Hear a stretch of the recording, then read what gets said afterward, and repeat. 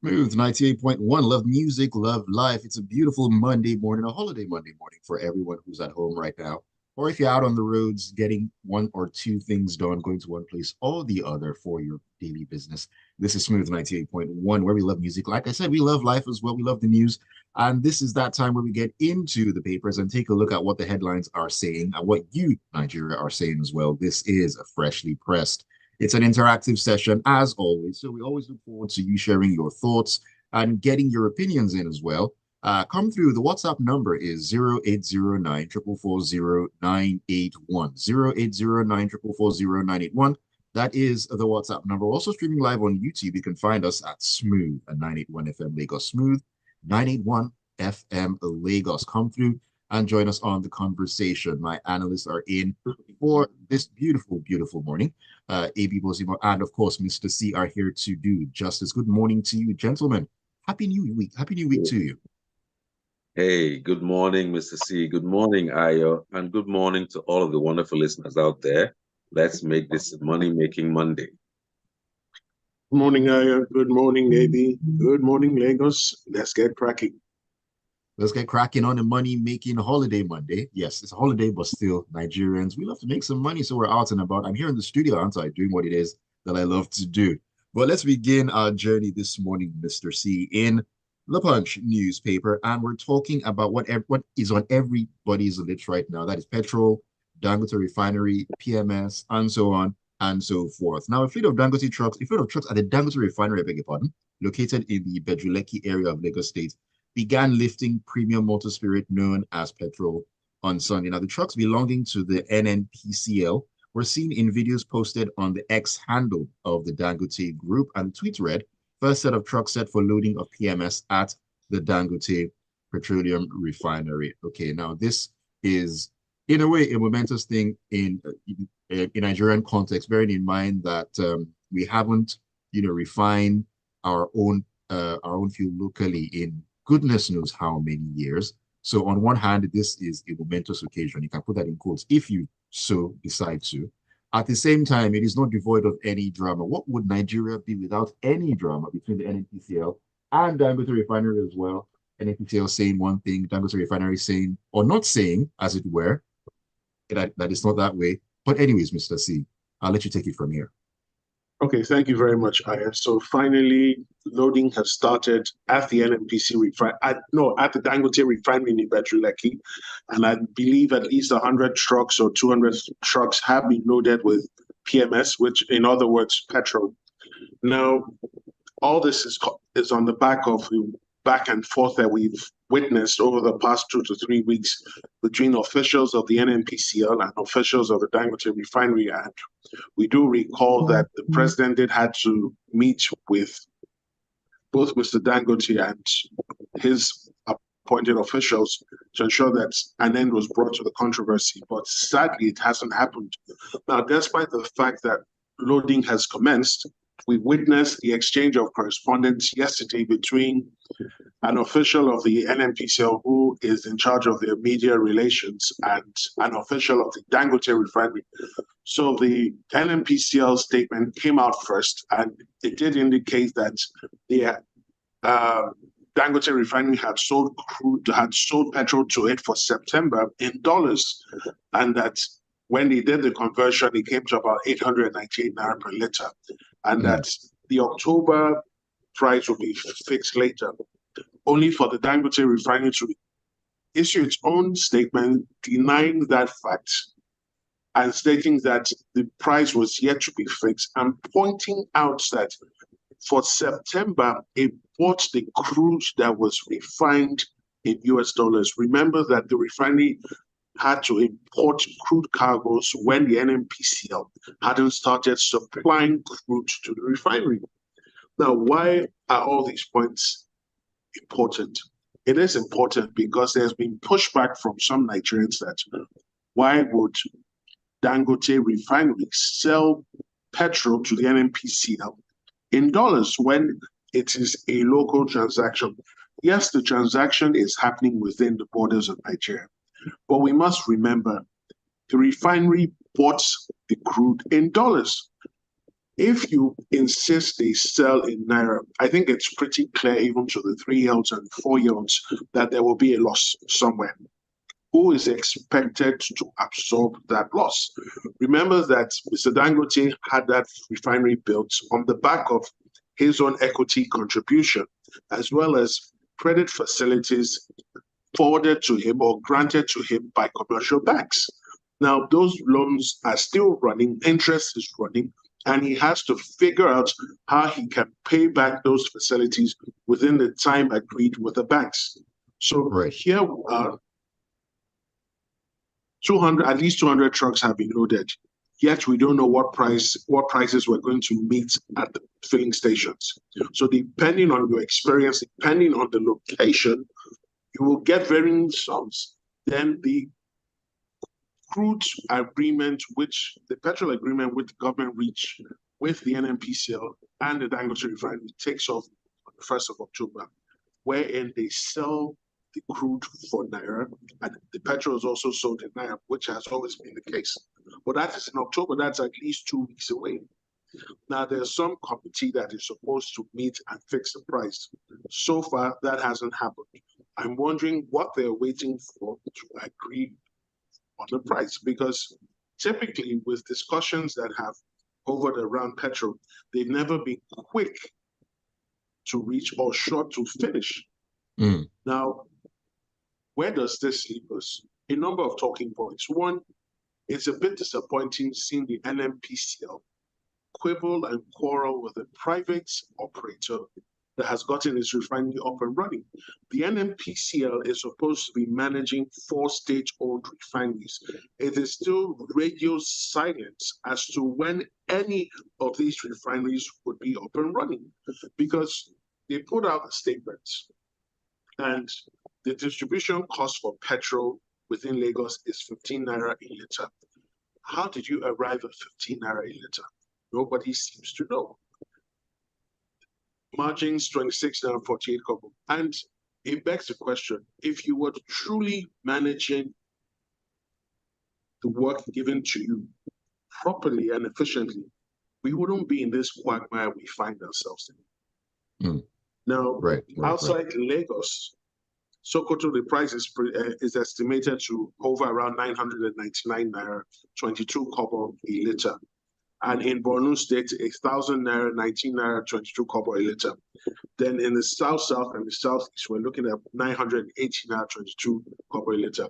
There's no gainsaying that any substantial increase in the price of petrol will further worsen the cost of living crisis that the majority of Nigerians are going through. A recent study reveals that 133 million Nigerians today cannot afford a balanced diet. 177 million are multidimensionally poor. Now, the NNPCL, talking point number 2, has still not explained why in 2020 it did not remit the sum of $2 billion and 164 billion into the Treasury, as discovered by the Office of the Auditor General of the Federation. The NNPCL still has not explained how it owes foreign oil traders the sum of $6.8 billion and how it intends to offset that debt. They still have not responded to Mr. Charles Soludo's statement that since February this year, they have not made any payments into the Federation accounts. And it goes on and on. But let us find, we will all discover collectively what the temporary or current prices of petrol are when we all roll out to the filling stations from today throughout this week. And then we'll have some sort of idea of what lies ahead of us in weeks to come. Most definitely. Very interesting times are ahead. And we're still talking about the issue of petrol and the petroleum sector as I'm coming right to you, AB, taking the story out of the Vanguard. Now, the Socioeconomic Rights and Accountability Project, that's SERAP, has filed a lawsuit against President Bola Tinubu over the failure to direct the Nigerian National Petroleum Company Limited, the NNPCL, to reverse the apparently unlawful increase in the pump price of petrol and to probe the allegations of corruption and mismanagement in the NNPCL. Now, joining the suit As respondents are the Attorney General of the Federation and the Minister of Justice, Mr. Lateef Fagbemi SAN, as well as the NNPCL. Now, SERAP doing what they usually do, which is ask the questions and, of course, get in the forefront of these particular issues. Now, I have filed a lawsuit here, and one of the questions, Mr. C already alluded to this, is this lack of transparency in the NNPCL. So many questions as to how come, why, what's going on. And Serap are saying that a probe needs to happen, which there doesn't really seem to be enough energy, as it were, to get it done. Two things. First of all, kudos to Serap for always taking the time to articulate these issues. One might say it's quixotic for them to keep on going, filing the lawsuit because nothing seems to happen, but at least they go on record and they preserve the issues. Maybe one day, maybe not. Secondly, it's very generous of them to be able to distinguish between President Tinubu, the president, and President Tinubu, the Minister of Petroleum, who they're suing the entities around that ministry and alleging all sorts of corruption headed, in this case, by the Minister of Petroleum, President Bola Ahmed Tinubu. They're saying, look, why is they're asking Tinubu to reverse what they call an unjust, illegal, unconstitutional, and unreasonable increase in the price of petrol from 845 down to 600. Here's the question connected to the LS story. Who said it should be 600 naira? I mean, on what basis? This is part of this opacity. We don't have the basis upon which to compute this because for very obvious reasons, people have kept these things quiet and secretive. There are some oil industry experts who have done some breakdowns that give us different figures. I am not one of them.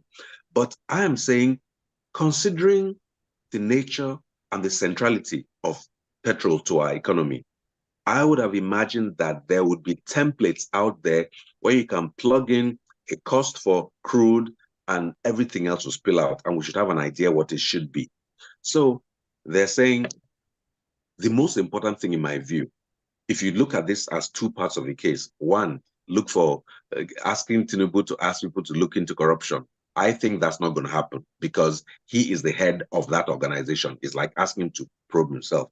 But, but saying there should be people look into how inefficient NNPCL has been over the years, even before he came. I think that's worth doing. And it comes to the core. Why does Mele Kyari still have a job when he's unable to handle the simple, straightforward logistics, no rocket science of making sure that there's petroleum in this country? Like Mr. C said, and we've always said, NNPC having all these, taking selfies and putting things on NTA, when they have 4 refineries that they are unable to manage, is a travesty, a tragedy, and a disgrace. I just think Serap are doing what Serap is known to do. It's creditable, but I dare say I am not holding my breath that much will come out of the effort in this instance and at this time. All right, thank you for sharing those thoughts. AB, we need to take a quick breather right here. When we come back in, we're going to be talking about the flooding in Borno State, specifically the 281 inmates that are in the wind at this time. Stay with us. This is Freshly Pressed on Smooth 98.1.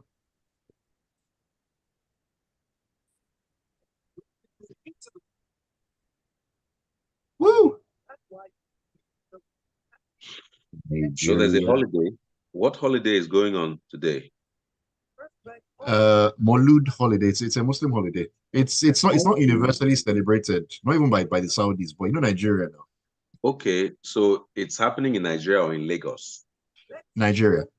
Banks are not open and all that. Yeah, it's a general holiday. See. So definitely that's a holiday. Once the banks are closed, that's a holiday. Well, some of us have to work.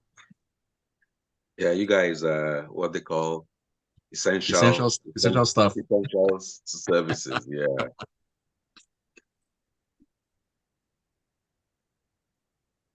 All right, welcome back to Freshly Pressed this beautiful Monday morning. This is Smooth 98.1. You know, we love music, we love life. We love to take a look at what's going on in Nigeria in the news.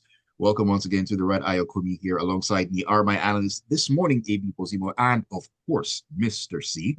Come through and share your thoughts with us on 0809 444 That's the WhatsApp platform.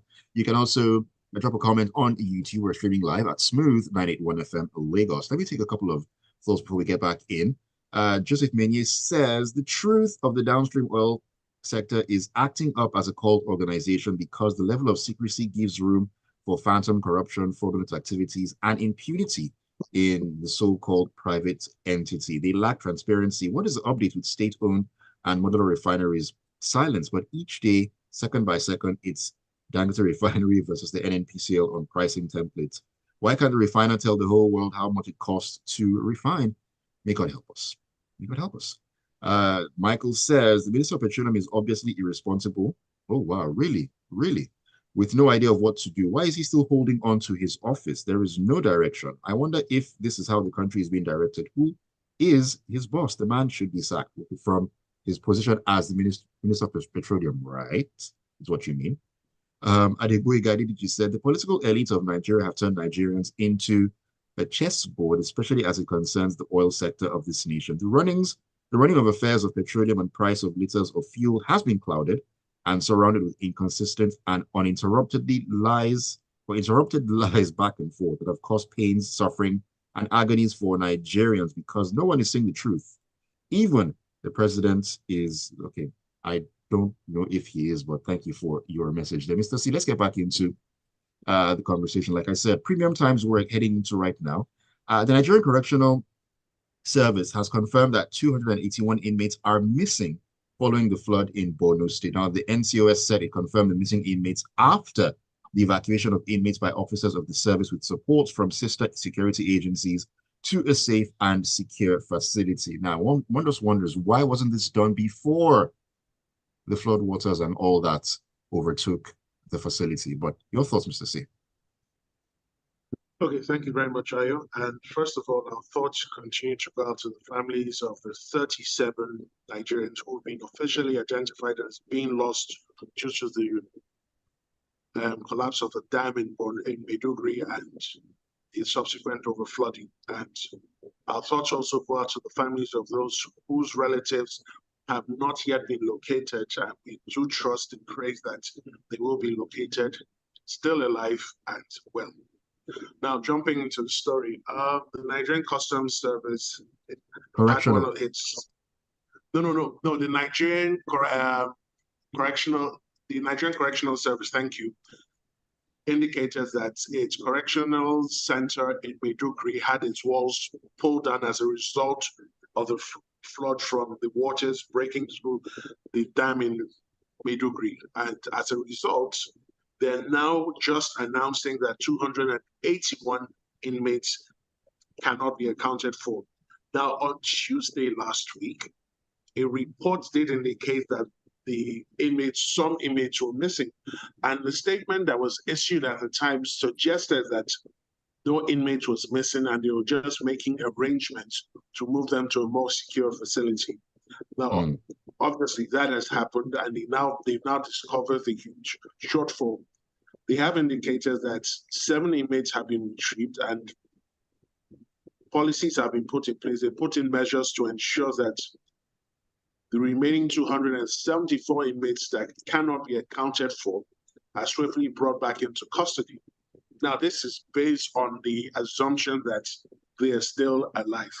Now, when we recall previous jailbreaks that have happened over the past 3 to 4 years, I do not recall in any instance where the Nigerian Correctional Service did indicate that it had recovered every single inmate that had previously broken out of a correctional center. And I fear that this incident will not be any different. Now, most of our correctional centers were built at least 30, 40, 50 years ago. The structural integrity of the walls surrounding these correctional centers have been in doubt for the longest time possible. Now, we do know that under the previous administration, 3 super correctional centers were proposed to be built. There has been no further news as to whether any of them is near completion or has been completed. Now, in the interim, what is the way forward for the Nigerian Correctional Service? They have to quickly undertake a structural integrity test of all the correctional centers.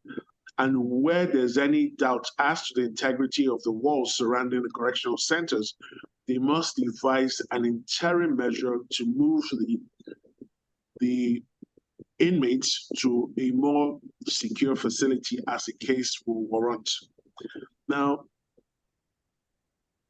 where does this leave us in terms of what has happened in Borno State? Because sadly, a week before this sad event, a high-powered delegation led by the secretary to the state government of Borno paid a visit to the dam, and the report that was issued after that visit suggested there was nothing to worry about. Now, the aftermath of the event, when you place side by side with the report, there's a marked conflict. Now, is anybody's head going to roll for this? Because we're now seeing reports that indicate that, at least for the last 10 years, it has been known that that dam had issues and needed to be worked on. It's anyone's guess. Now, we're only being told about the NCS because they can't hide it.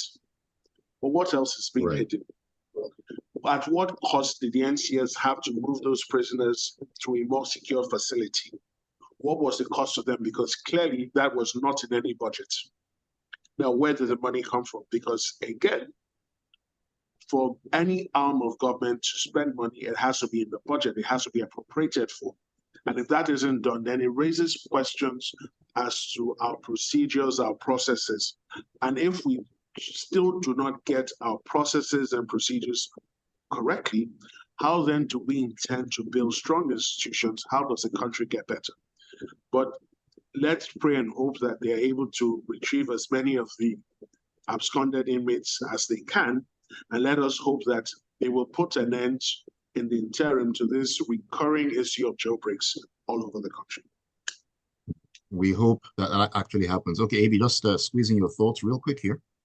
Very quickly, the story talks about how they have the biometric data on the people who have escaped. And I asked, so what? Don't we have biometrics on everybody's phone, yet kidnapping goes on? I mean, sometimes we speak as if we fit into sanity across the globe. I'm happy they have the biometric data, but Nigeria is a country where in many instances, your biometrics don't mean anything. People can live completely independently of the biometric capturing area. And I don't know how helpful that would be to get them back, but at least this was almost like a force majeure because this flooding is all coming from global warming and all that. Even though the structure had been there for long, with the kind of flooding that came due to a dam failure, many other buildings too suffered. So we have to go back to the root causes. Yes, let's recapture these people, but let's actually do risk analysis and prevent things from happening, or at least preempt the worst. All right, thank you for that, AB. Let's do a couple of messages. Michael says they have identified the inmates. Yeah, that is true. They made an almanac sort of design with all their pictures, colored and everything, with their details and so on and so forth. And he further says, please, what about the wild animals from the zoo? What type of animals are listed? Not a single update. Is it not important? Well, I mean, there were some reports that indicated that there were crocodiles that had washed out of the zoo as well. Very, very serious. I saw a video yesterday of, I think it was a giant tortoise or something that was recovered as well. Very huge tortoise as well. And yeah, we actually do really hope that those details are put out there so that everyone can know exactly what it is to expect. You can't expect wild animals to be lurking around where people are actually concerned. They don't mix by any stretch of the imagination. So thank you for your thoughts there, Michael. Chuk says, it's clear that the main target for this government is to generate revenue with the pricing of PMS from the Dangote refinery. So all the talk of market forces determining the pump price are all hogwash. Thank you for your thoughts. Tony from Marine Beach says, the federal government is not coming out clean in all of these issues around fuel. Everything seems to have been handled in a shady manner keeping Nigerians in the dark and giving room to speculations. I'd expect Dangote Refinery to come up with figures, especially now that the price of crude has dropped and they've received crude in Naira. Why can't the government address Nigerians and lay the facts bare? When shall Pharaoh let the people go? That also reminds me of the Prince of Egypt. Very great animation. Very good animation. All right, AB, let's come back into the stories here. And Mr. C was wondering, where is the funding for all those moves, moving the image and all that? Maybe from this story, maybe that gives us an idea where it's coming from. It's coming out of the Punch. And it says Google, Netflix, Facebook, and other foreign companies operating in Nigeria paid 2.55 trillion naira in taxes to the federal government in the first 6 months of 2024. Now, the amount represents an increase of 158.76% from 985.27 billion naira collected in the preceding period of 2023. Every time you see these numbers and they are benchmarked against 2023, always account for the fact that the currency, Naira, has depreciated approximately by that same amount. So more or less is the same effective sum being collected. That said, it's important, 2.55 trillion in 6 months, make it a whole year, that's 5 trillion. The entire budget of Nigeria is like 27 trillion. So this is almost 10% of the budget. And we're looking for revenues of about 18 trillion. So it's almost, it's nearly 5 trillion at the end of the day, is almost a third of our national income. The question is not these sums per se. With this kind of sum, what is going to be done with the money? Because they say, okay, these companies are earning money in Naira, providing services. Fine. I have no problem with, having a financial relationship with them. But when these monies enter government coffers, the question is, what do we do with it? Are we buying more jeeps? Are we buying more agbadas? Are we paying for more flights to COP28? Or are we actually investing in the lives, the healthcare, the education, and the safety of our Nigerian populace? Talk about the multidimensional poverty and the lack of people who have 3 square meals or even nutrition across the year. Are we addressing those, or are we once again making sure that we are maintaining the lifestyles of the rich and famous that masquerade as Nigerian leaders? So this is a good sum. It's a good story, but I am concerned that the managerial capacity of those in office and their inclinations are not boding well for Nigerians' lives. All right, thank you for that, AB. Let's do messages as we round up this morning, because when we have great conversations, the time actually flies like a new jet, if you know what I mean. Anyways, Tunji says, why is no one talking about the other derivatives of 100 billion oil? naira jets. Your words, AB. Your words. Tunji says, why is no one talking about the other derivatives of crude oil apart from petrol in the competition of petroleum prices in Nigeria? Ideally, the computation of those prices should bring down the price of petrol, in my view. Thank you for sharing your thoughts. JP says, the chickens have come home to roost. The back and forth has got NNPC to actually publish a price. Shouldn't have taken this long, but we are moving. Regulator silence as usual. Also, let's be clear, this is the full market price with premium at $46. Cheers to you as well, JP.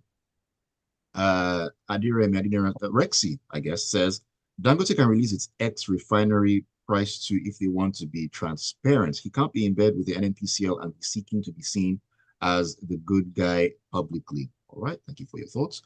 Barrister Dan Ukuda says, until we learn to manage these fuel issues, the economy will continue to bleed. Let us have a permanent solution to the incessant fuel crisis. I agree. This is Idima Puza says, if you're waiting for Dangote refinery to sell cheaper fuel to Nigerians, you're sitting on a long thing, because NNPCL, manipulated by the cabals, want to be the sole marketer for Dangote fuel sales. Are you sure? May God free us from that bondage. And yes, that is the end of the show this morning. Thank you so much, Mr. C, and of course, AB, for always bringing the fire and the analysis on the show. Always a pleasure having you on. Have a great week ahead. Let's hope that when we go to those fuel pumps, we'll get something that's palatable, but I'm not holding my breath. Fingers crossed. Mr. C, thank you so much. Thank you for having me. Nigerians, have a great week ahead. All right. Thank you all for sharing your thoughts and your messages as well. Keep it tuned to Smooth 98.1. 8:15 will be time to talk sports as we take a walk into the locker room. Looking forward to having Tega on for that one.